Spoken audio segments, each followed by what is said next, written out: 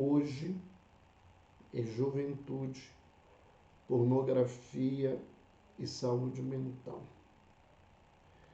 E nós vamos, desde já, lembrar que vamos falar muita coisa sobre pornografia na internet, que é hoje a fonte mais buscada pelas pessoas quando querem, né, conhecer ou querem assistir ou têm uma dependência sobre a questão da pornografia.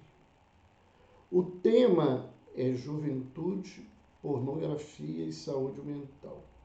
Mas isso não significa que é só os jovens que vivem com o problema da pornografia como uma dependência em suas vidas. A gente encontra problemas de pornografia em todas as idades e em ambos, né, os sexos, em todos os gêneros, né, em todas essas faixas de gêneros que nós temos aí. E a gente gostaria de lembrar, né, que essa questão é mais séria do que as pessoas imaginam e as consequências, a sintomatologia, ela é muito mais extensa também do que muita gente consegue perceber. Então, lembrando a todos nós, né, que quando a gente fala de juventude e sexualidade, nós estamos falando de desafios. A sexualidade que é desperta de maneira mais intensa na pré-adolescência e na adolescência, ela envolve a criatura, né, por ser uma necessidade básica da vida da criatura, atendendo à necessidade da reprodução da espécie. E o encantamento e o prazer que advém da questão da sexualidade coloca o indivíduo, desculpem aí, alguma coisa caiu no olho, já saiu. Numa condição de busca intensa, né? E às vezes esse prazer vai se modificando de condição até levar a uma situação de desconforto orgânico, emocional, como vamos poder falar aqui para todos nós que estamos nesse tema. Então, quando a gente fala de prática sexual viciosa, ela, como todo vício, ela envolve duas palavrinhas: a dependência e a tolerância.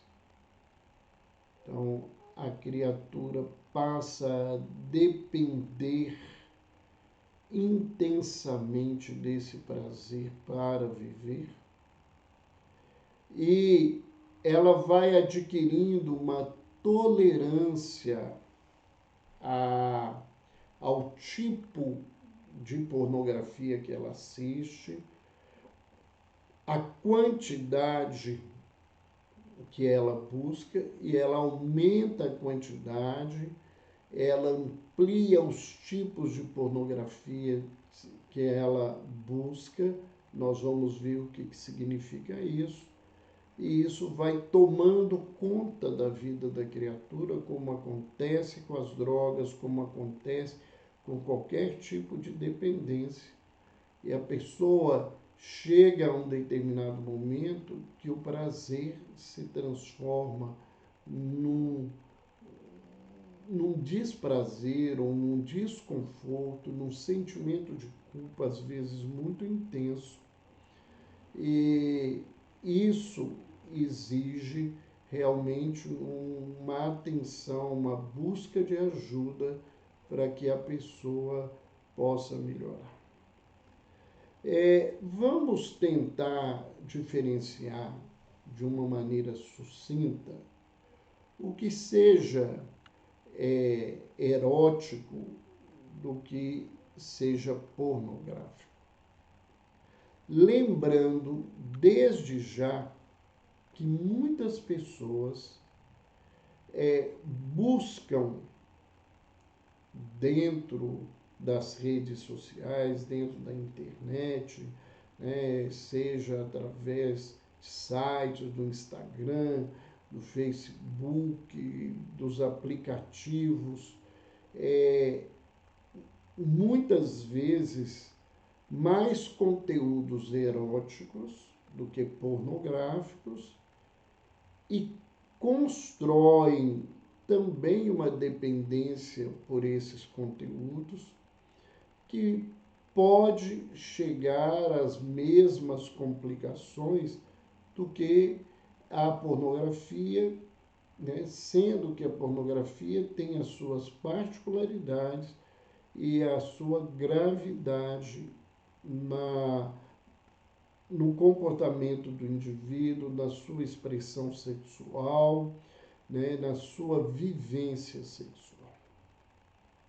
Então, o erotismo, né, ele se expressa, né, vinculado a um sexo implícito, né, ele necessariamente ele não traz expressões explícitas dos atos sexuais, das vivências sexuais, e ele trabalha muito com a sensualidade da criatura, com as fantasias que ele próprio constrói a partir do conteúdo erótico. Nós vamos perceber que a busca do erótico por mulheres e por homens é diferente. E aqui eu estou falando de macho e fêmea, né? Nós estamos no momento em que as questões de gênero às vezes complicam a situação, não quero discutir esse contexto, mas que independente do gênero, né, a expressão do macho e da fêmea, eles são diferentes, né? O erotismo masculino, ele é voltado principalmente para experiências visuais. Então, imagens eróticas de mulheres nuas, a questão dos homossexuais, dos bissexuais, onde não é só a mulher, mas o homem nu também lhe chama a atenção, é muito mais frequente, né, no macho, né, essa busca erótica, a busca visual. O que encanta e seduz o homem é o visual. Então, isso é tão claro, né, que quando se fala de sexualidade masculina, se lembra normalmente, né, da visão dos traços físicos da mulher, especialmente das mamas, das nádegas, das pernas, né? Embora esse erotismo possa passar por qualquer parte do corpo. E o erotismo feminino, os livros que trazem histórias eróticas, buscando o público feminino, ele passa muito mais pela fantasia do encantamento pelo auditivo. A mulher se sente mais seduzida pelo que ela ouve, né? O galã, né? O personagem principal do conto erótico, ele é um indivíduo que é bom de cantada, né? Na expressão popular. Ele sabe dizer aquilo que encanta a mulher. E quando nós falamos de pornografia, né, a palavra erotismo vem de Eros, né, que é o deus do amor, da sensualidade grega. A pornografia, né, ela é uma construção de duas palavras, né, gregas, pornos, que é prostituta, né, e grafia, que é escrita. Então, primariamente, a pornografia seriam escritos sobre prostitutas, né, escritos sobre a vivência, né, a experiência na prostituição. E isso foi se ampliando dentro do contexto, né? A pornografia, ela se expressa de uma forma mais grosseira, às vezes até violenta, dentro das experiências que são trazidas na pornografia. Ela se demarca pelo sexo explícito, né? Pelo ato sexual, das suas diversas formas e maneiras, né? E, na realidade, a pornografia tem um objetivo muito claro, que é de comércio e exploração, né? E esse comércio e essa exploração, ela demarca uma das dificuldades que a gente tem de lidar com os conteúdos das pornografias nas redes sociais, né,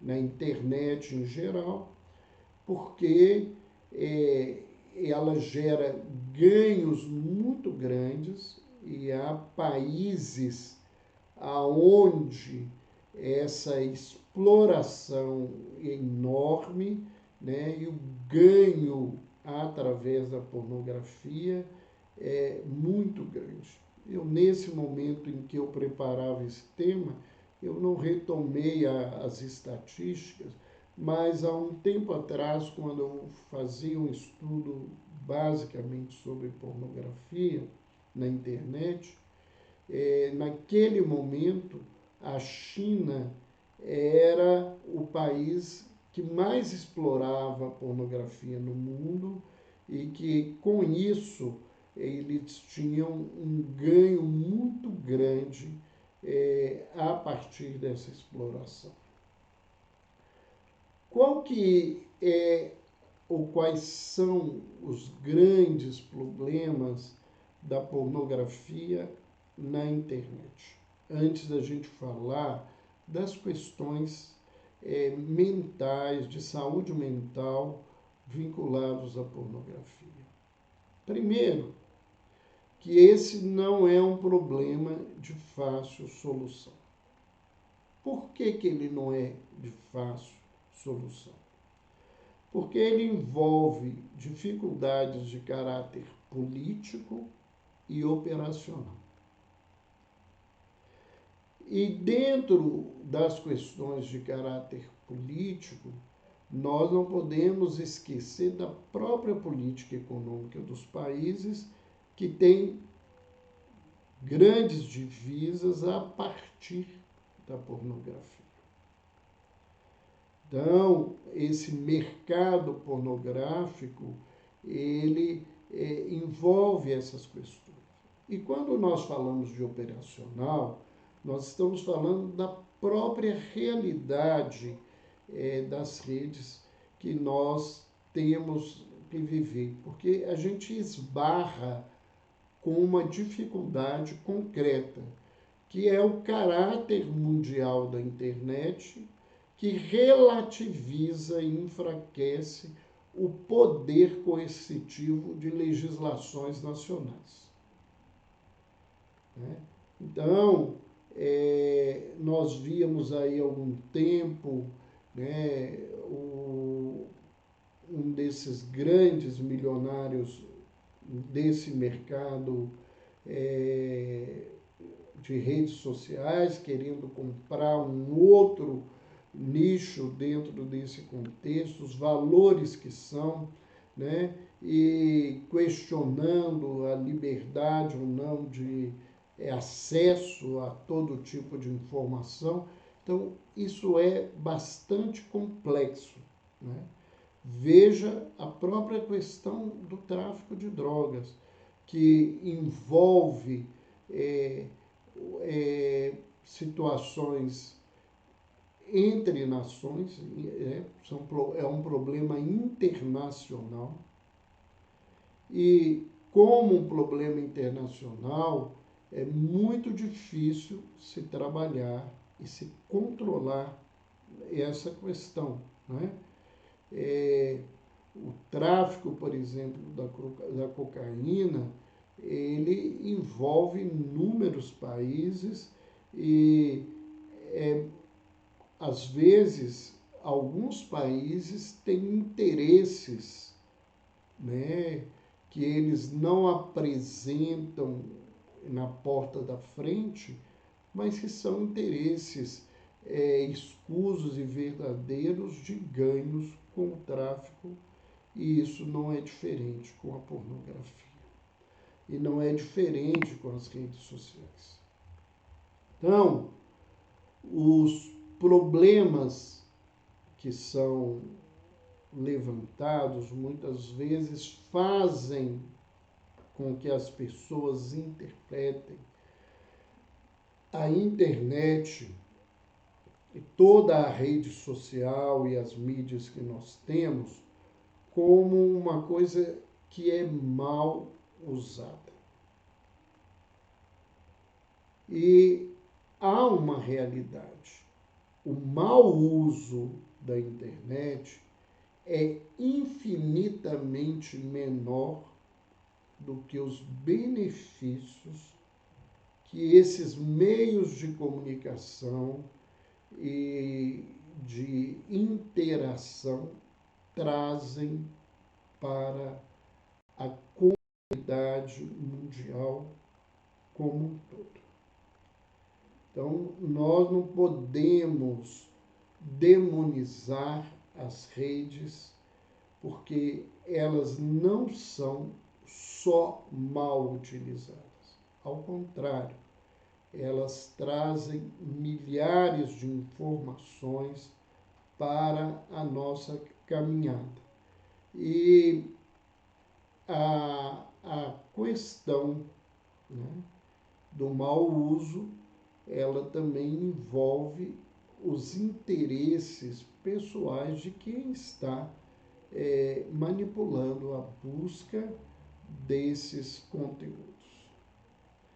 Agora, quando a gente fala de pornografia na internet e a questão do pré-adolescente, a questão do adolescente e do jovem, a gente não pode deixar de afirmar que se a família não cumprir o seu papel de educadora, não será o paternalismo do governo que preencherá esse espaço com competência. A família, no seu contexto, ela tem o interesse pela proteção e o cuidado e uma assistência a essa criatura. Ou melhor, deveria ter. Porque muitas vezes os pais não sabem o que os filhos estão se envolvendo nas suas buscas, no site, no WhatsApp, no Instagram, no Facebook, no Telegram, e aonde seja. Então, a família é que precisa trabalhar, e nós trabalhávamos isso, há poucos dias, sobre educação sexual.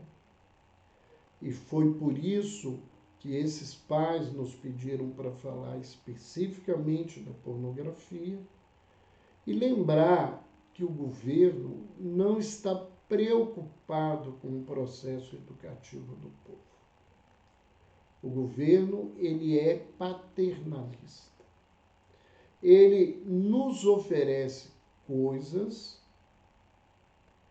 que causam uma grande impressão, eles nos oferecem coisas que nos satisfazem num primeiro momento, com o interesse da manutenção do poder ou da aquisição de recursos para outros poderes que lhes interessam. Então, essa leitura de que quem tem que cuidar disso é a legislação de cada nação, isso é uma falácia. Por quê? Primeiro, essas legislações esbarram com a questão de que o processo não é nacional, mas é internacional. E segundo, porque o governo, embora fale de cuidados, com o povo, com a preocupação com a educação, isso na realidade não acontece. A gente vê isso acontecendo em grande parte das nações subdesenvolvidas, e o Brasil não é diferente, onde o dinheiro da educação e da cultura é levado para outras situações que são mais importantes para os governantes e os legisladores do que a preocupação com o bem-estar do povo. Então, uma proposta importante e desafiadora no tema é a educação para o exercício da liberdade. Porque nós não vamos conseguir cercear esse acesso a determinadas pessoas. E os jovens hoje, eles conseguem quebrar barreiras que impedem acesso a determinados conteúdos de uma forma que a gente, como da minha geração, não consegue nem imaginar o que se encaminha nesse contexto. Então, essa educação, do exercício da liberdade, de saber usar, de ter responsabilidade para usar, é um desafio para os pais, com a ajuda, às vezes, da instituição escolar, mas isto é papel primordial das famílias. Alguém poderia me dizer, mas também não seria um papel primordial das religiões? Isto deveria também ser assim. Mas às vezes as posturas rígidas e preconceituosas dos religiosos, ao invés de auxiliar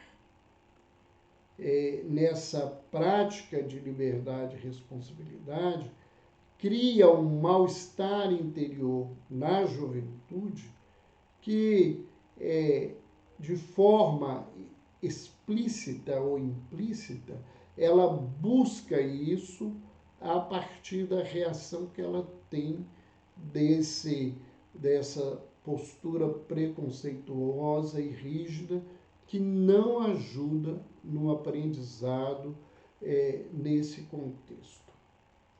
Uma outra situação importante para a gente ver dentro da questão da internet, né, é que a pornografia, né, na internet, o problema da dependência da pornografia na internet, que cada vez mais se amplia, ela tem algumas características que nós precisamos refletir. Um estudo do Comitê de Ciência e Tecnologia do Senado americano, ele mostrou, isso é um estudo, né, isso não é um achismo, como muitas coisas são levantadas. Eles, né, chegaram à conclusão de que a dependência à pornografia pode ser mais viciante do que a dependência ao crack e à cocaína. Então, nós vamos, a partir de agora, começar a ver os grandes problemas que esse tipo de dependência traz na vida da criatura. E o primeiro é esse. Se ele é mais viciante, é mais difícil tirar o dependente da sua condição.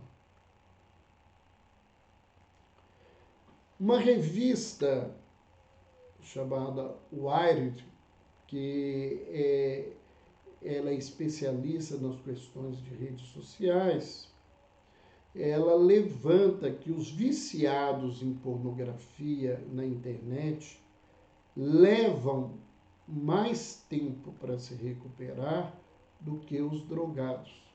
É o que nós falávamos. E ainda acrescenta uma informação muito importante, que mesmo depois do tratamento, né, quando a pessoa se encontra afastada do contato com a pornografia, as imagens pornográficas permanecem no cérebro do portador desse tipo de dependência.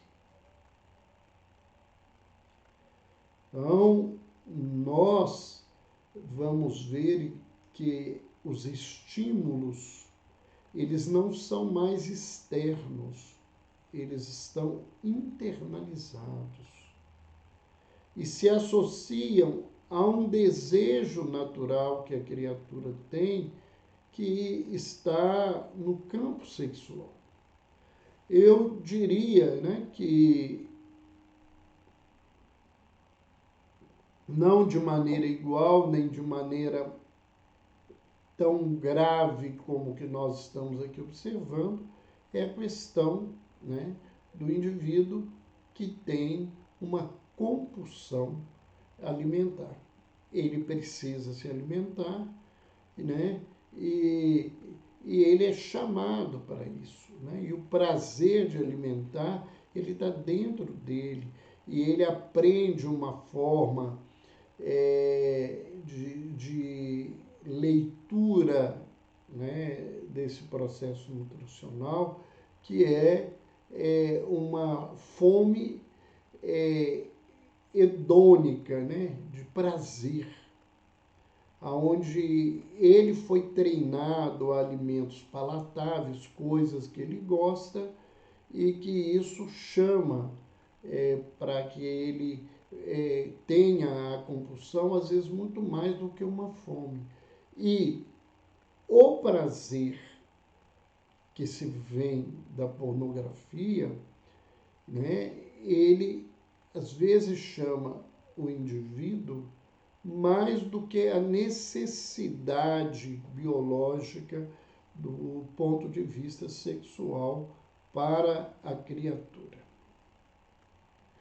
E aí nós vamos ver, né, uma outra colocação importante que foi colocada por uma especialista, a doutora Mary Ann Leiden, que é co-diretora do programa de psicopatologia e traumas sexuais da Universidade da Pensilvânia. Então, numa entrevista sobre a questão da pornografia, ela diz que a pornografia é uma droga que é entregue 24 horas por dia, 7 dias por semana, em sua própria casa. Então, ao contrário das drogas, né, seja o álcool, o tabaco, as drogas ilícitas, né, que o indivíduo tem que buscar essas substâncias para usá-las, alguém que tenha um celular, um computador, ele tem acesso a esse tipo de viciação o tempo todo, né? E ele pode usar isso na maior parte do tempo, tomando cuidados que para ele são importantes, da descrição, para que as pessoas não vejam o que ele está assistindo, né? Muitas vezes o que o jovem faz é isso, entra no quarto, se tranca, mesmo que não esteja vendo pornografia, mas ele se tranca, então você não sabe se ele está usando isso. E a doutora Mary Ann, ela coloca uma afirmação de que uma geração de jovens viciados está cada vez mais surgindo e que não vai querer tirar a pornografia de suas mentes. Esse trabalho, né, que ela apresentou, isso é pré-pandemia. Pós-pandemia, onde o jovem ficou isolado e que as redes sociais era o lugar do encontro, da busca de algo para diverti-lo, trazer prazer, isso agravou profundamente essa viciação, né? O vício na pornografia cresceu, dependendo de países para países, até numa faixa de 20% em relação aos dados pré-pandemia. Aí, nesse sentido, nós vamos ver, né, que quem não entende do tema acredita que a internet seja um paraíso da orgia. Na verdade, a internet, na sua esmagadora maioria, dedica-se à cultura humana. O que nós enfrentamos, na verdade, são os problemas políticos e sociais e as questões da família como agente educador no campo da sexualidade. No Brasil, as discussões em torno da lei e da internet nesse sentido, elas estão em estágio inicial.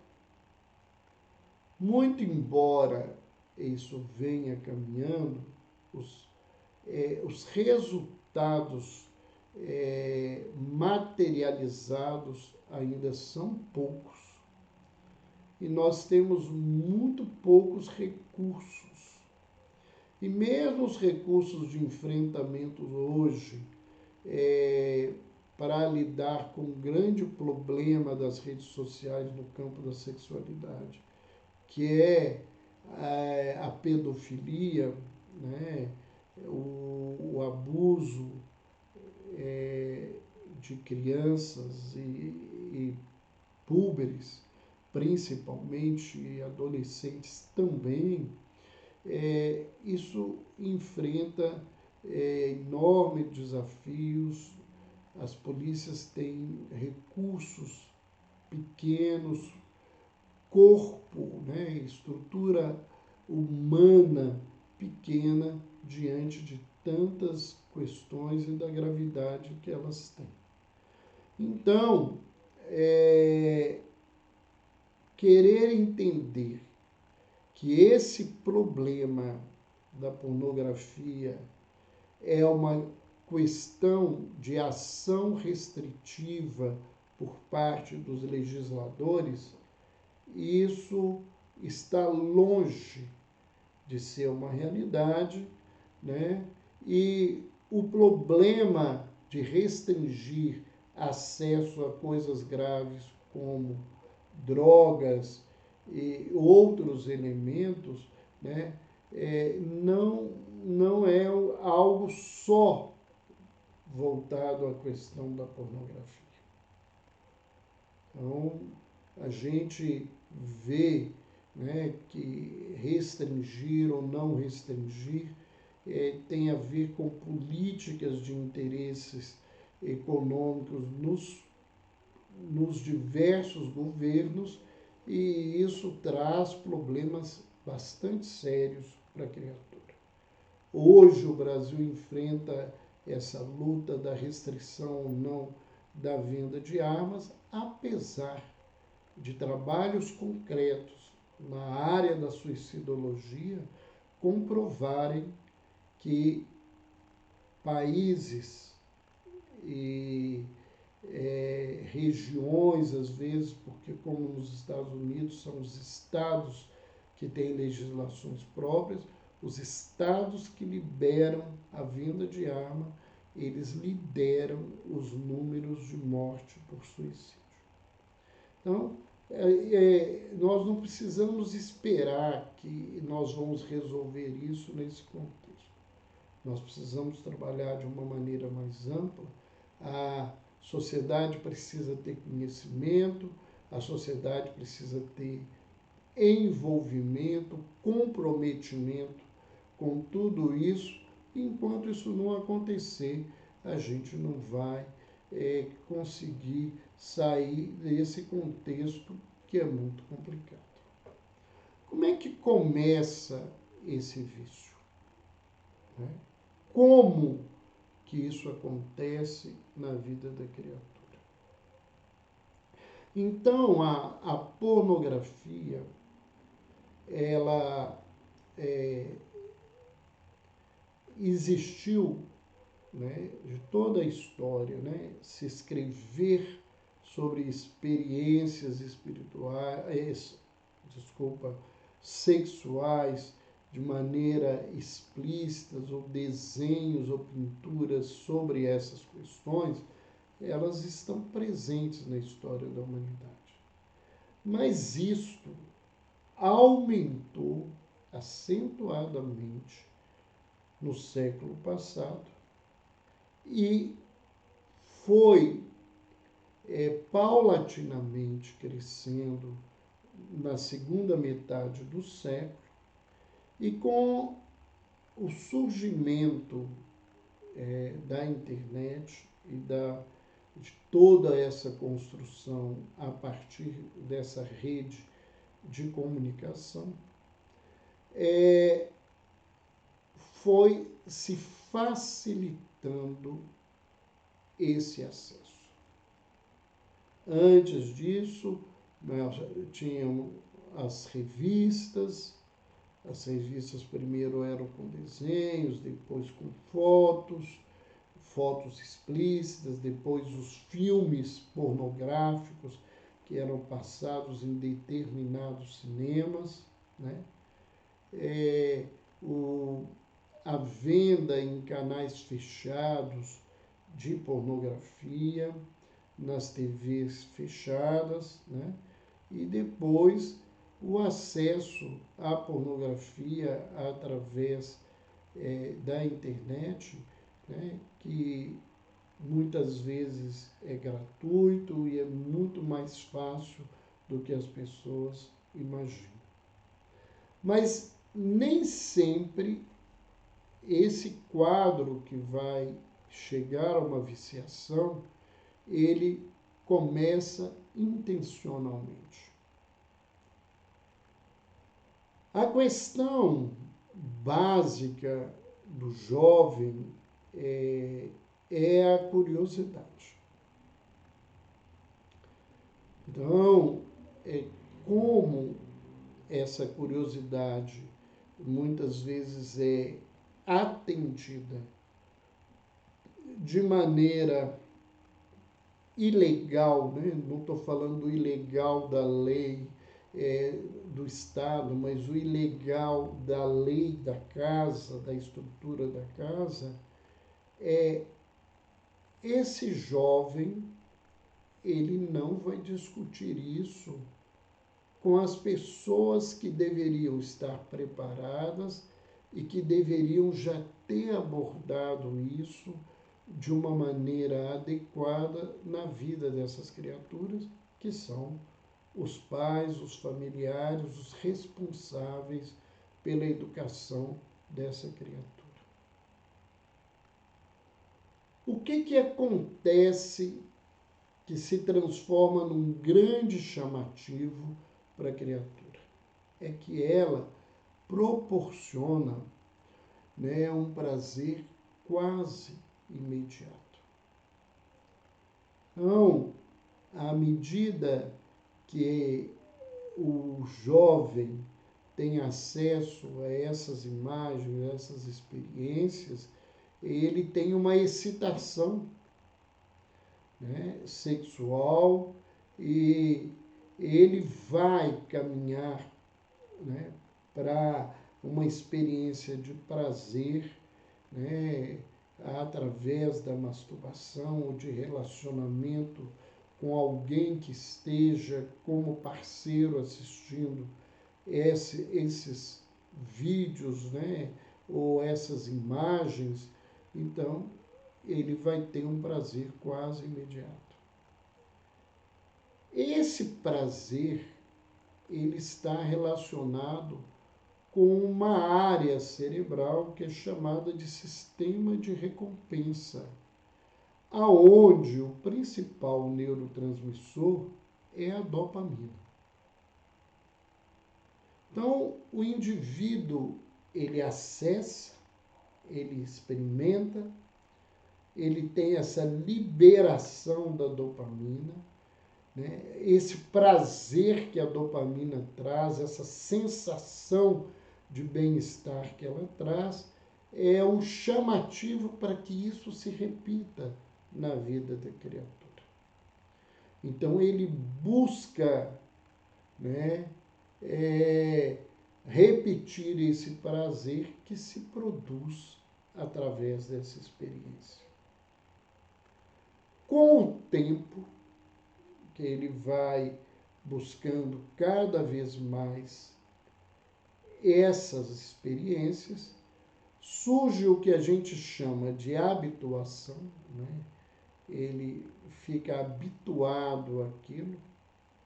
Então, o que era excitante vai perdendo essa qualidade de excitação e aumenta a necessidade por maior exposição. Então, ele precisa cada vez mais ver mais, e isso envolve aquilo que nós falávamos no início sobre tolerância e dependência. Então, ele tem uma dependência dessa liberação de dopamina intensa no organismo dele, ele busca isso constantemente, isso vai diminuindo à medida desse contato, porque ele habitua com esse viver, então ele precisa ter mais contato com isso. Nós temos outros fatores extremamente importantes. Primeiro, que a presença das fantasias, elas são diversificadas e trazem fantasias extremas. Elas criam na mente do jovem, do púbere, uma ideia que a vivência sexual acontece daquela forma.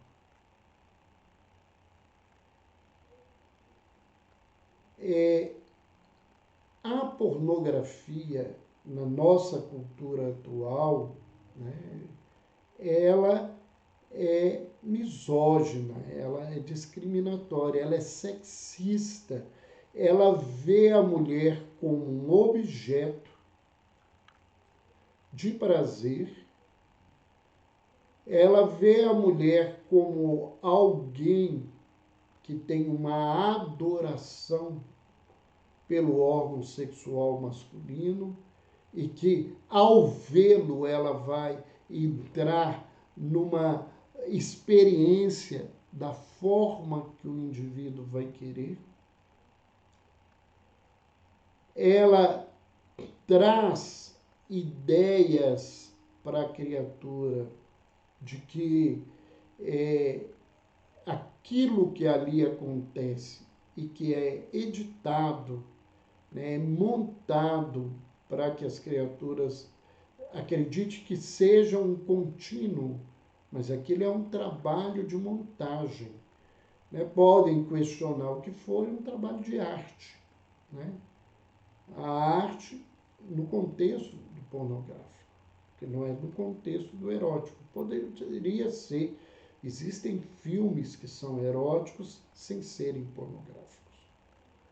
Mas, na pornografia, há uma ideia de uma virilidade masculina intensa que não é a realidade da criatura em todos os dias.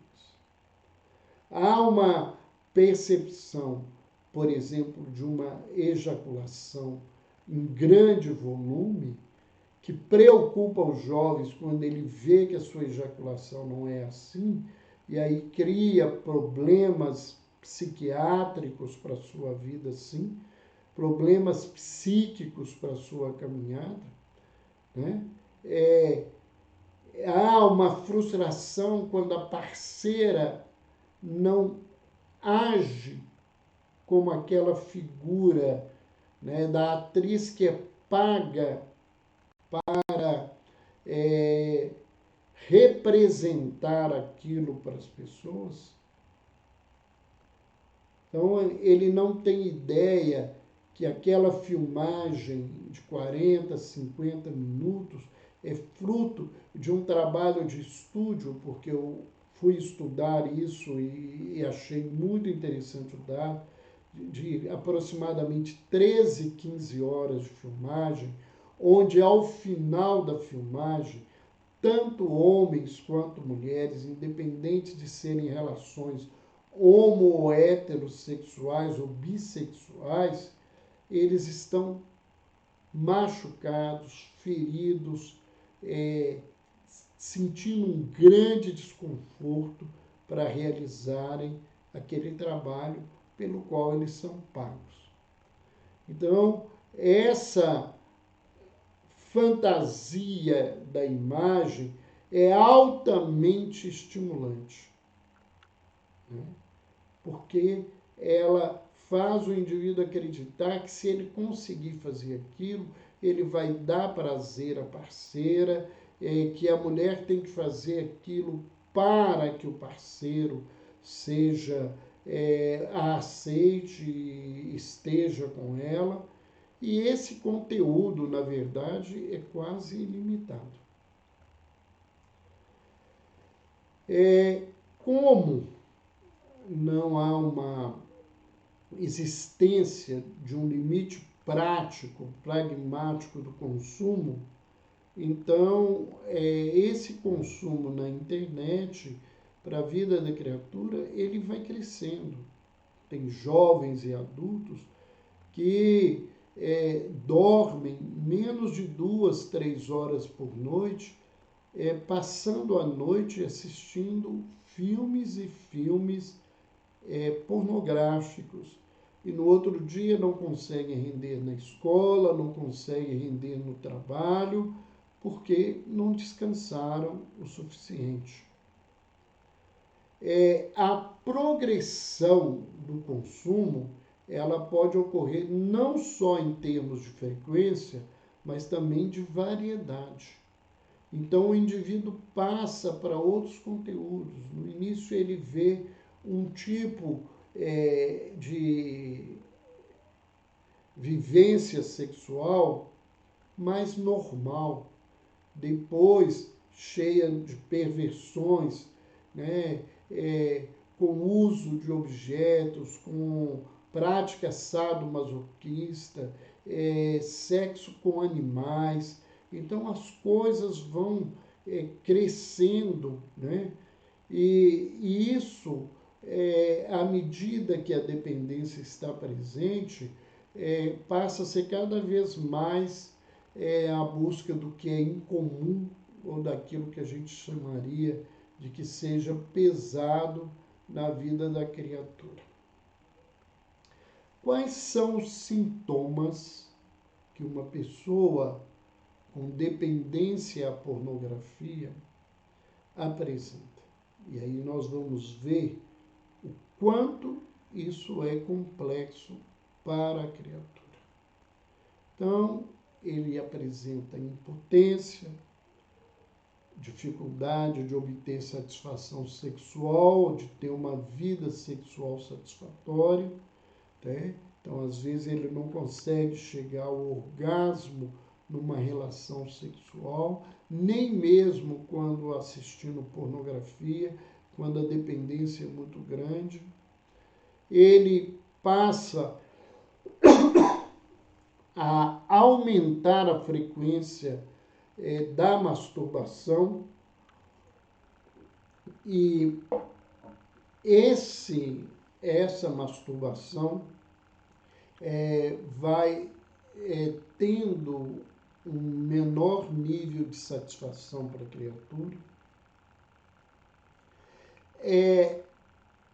A dependência à pornografia cria uma ansiedade social que pode ir se agravando e atingir níveis severos na vida da criatura. Como nós estamos no envolvimento de uma cultura judaico-cristã que condena de maneira veemente, em muitos casos, com uma visão muito negativa do ato da vivência sexual, os sentimentos de angústia e de culpa vão crescendo, né? Isso vai abrindo um espaço para uma tristeza, uma construção de um processo de sintomas depressivos vários. Essa vivência, essa prática, aumenta a disfunção erétil quando a pessoa já tem, ou leva a uma disfunção erétil para quem não tem. Ela é uma das causas de ejaculação precoce, não é a única, mas é uma das causas.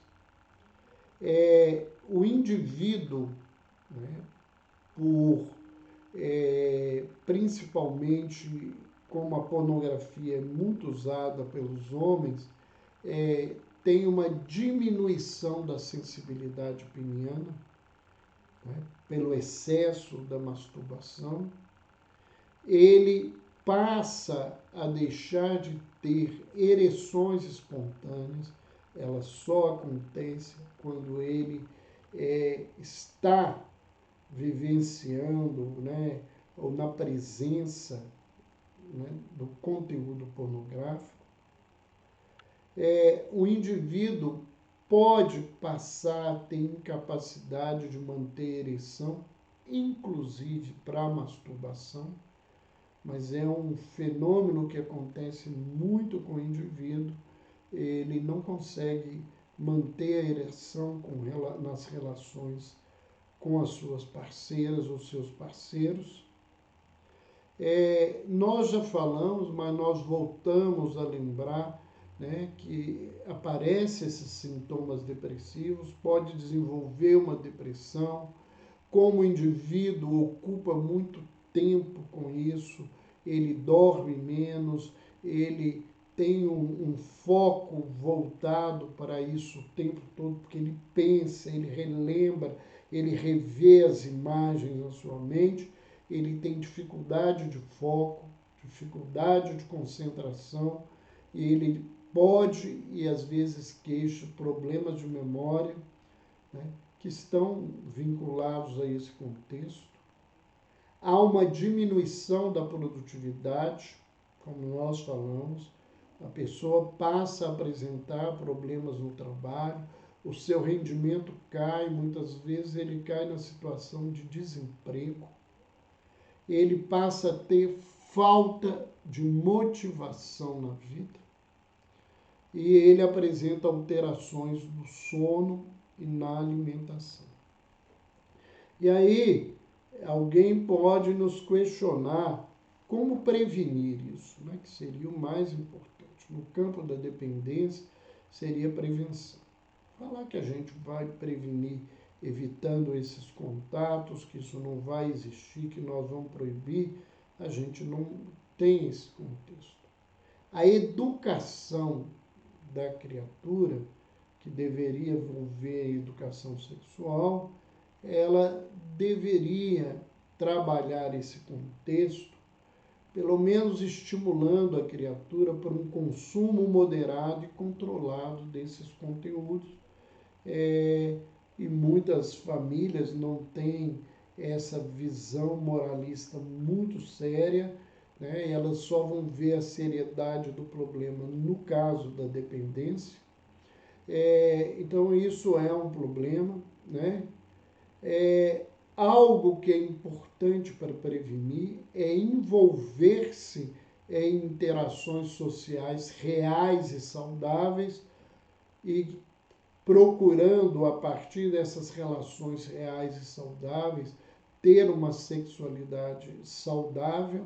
E aqui, quando a gente fala em sexualidade saudável, nós não estamos falando, né, da escolha do parceiro, mas da vivência sexual, né? Nós não temos aqui essa questão de que saudável é a relação tipo A ou tipo B, né? Saudável é a prática, né, da sexualidade com afeto, com emoção, com respeito, com cuidado um com o outro, com escolhas que pertencem ao casal.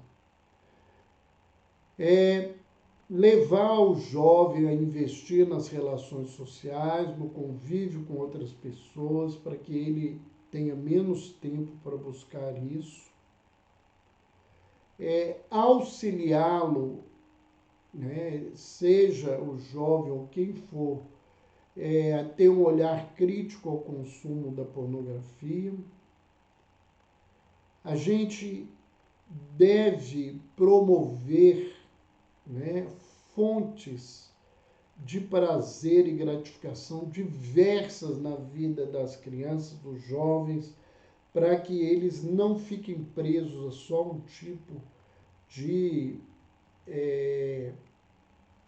dependência, né? E na identificação desses problemas e dificuldades, seja pela visão do campo da vida sexual, da vida em geral, os pais devem conversar com esses jovens, ou esses jovens devem buscar as pessoas com quem eles confiam para informações reais e, às vezes, a ajuda especializada ela vai ser importante. Nesse contexto, o tratamento do vício em pornografia, ele segue a mesma linha do tratamento de qualquer outro tipo de dependência. Então, existe uma linha, né, de total abstinência, tem outra linha de trabalho de redução de danos, né, são visões de trabalho, mas a gente precisa ter certeza que o tratamento envolve os mesmos contextos e, especificamente na dependência à pornografia, um especialista que é mais indicado para isso é um sexólogo, é alguém que se especializou nesse campo de trabalho.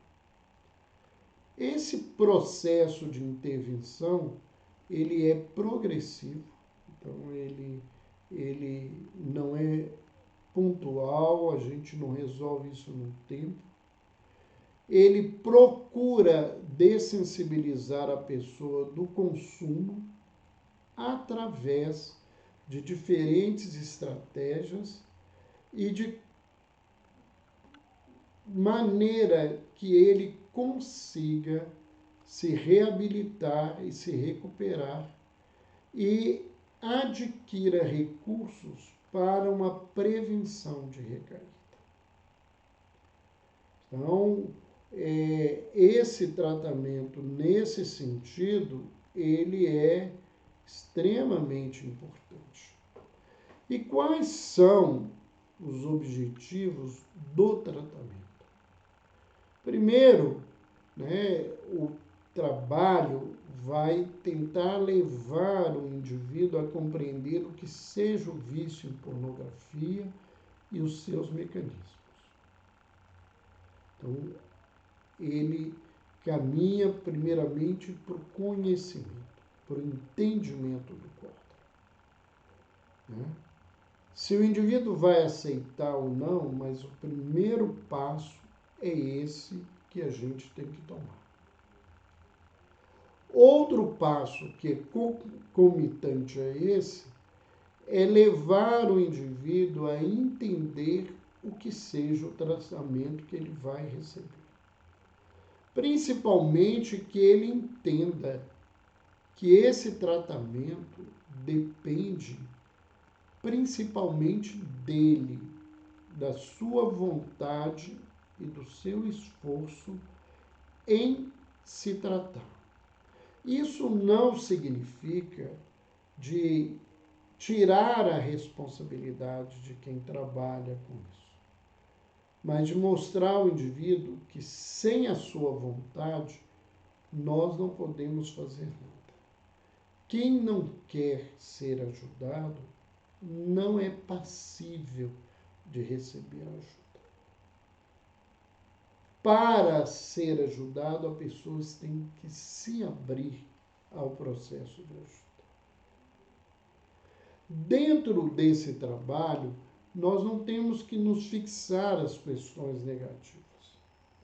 Nós temos que buscar situações e recursos positivos que auxiliem o indivíduo à mudança.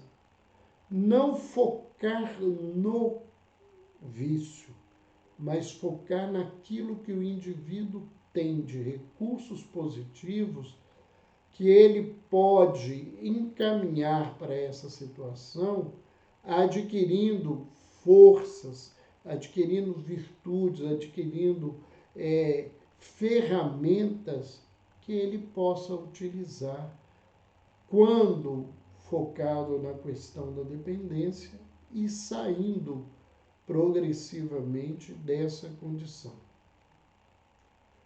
Identificar os gatilhos que levam o indivíduo a essa busca, né? E buscar, a partir disso, a reduzir ou eliminar os obstáculos à mudança. Uma outra coisa que o tratamento oferece é promover e programar alterações da rotina e das atividades que sejam naturalmente gratificantes para substituírem essas situações gratificantes. Porque alguém dizer que o prazer sexual é uma coisa ruim, né, à medida em que o indivíduo convive com esse prazer, ele sabe que é algo muito agradável, de um prazer intenso, né? O êxtase sexual, né, o orgasmo, é uma vivência de um prazer muito intenso. Então, nós temos que oferecer ao indivíduo outras formas de prazer e gratificante para que ele consiga ter outros recursos na sua caminhada. Promover também na vida dessa criatura a capacidade para ele gerir as suas emoções, para ele se autorregular, né? Porque ele não vai ter um vigia 24 horas por dia. Essa autorregulação é o elemento primordial que ele tem para sair desse contexto. Então, isto ele tem que aprender dentro do tratamento. E o tratamento, ele tem que objetivar, né, o aprendizado para que o indivíduo previna a recaída.